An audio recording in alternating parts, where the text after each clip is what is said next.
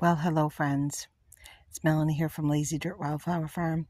I wanted to give you a quick Meadow update, a little Meadow news flash, if you will. I'm often asked, how do I set up my garden beds? And actually, I thought, while I'm out here playing with plants, you see all the prairie drop seedlings put in, and as well as some of the plants that were put in last year, like cardinal flower and penstemon and some phlox. There's some monarda.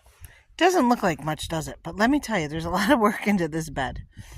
So this bed right here is about 25 feet long and 6 feet wide. It's the curve when you're coming through the meadow walk, as you can see. And I have a little path that goes up to the house. So what I've done is, this whole thing was tilled, as you know from other YouTube videos. This was tilled last fall in September. It was a little late to do a cover crop. So what I did instead was I sowed a lot of native seeds. So I'm not going to be able to go through and dig all that area up through there. But the area over here, in this section, I planted a ton of native plants, specifically perennials that were very young. So I know that I planted them mostly in this half of the garden bed.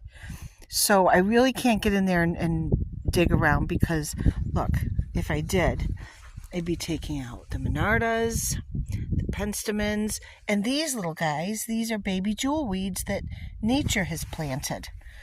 So I'm not going to do a lot for digging. But the areas that I marked last fall, that had no plants in them, those I'm going to be putting in today. Some baby penstemons. And I'm going to show you what they look like. They're in soil blocks. They are super cute. And they're all going to go in here in a great big row.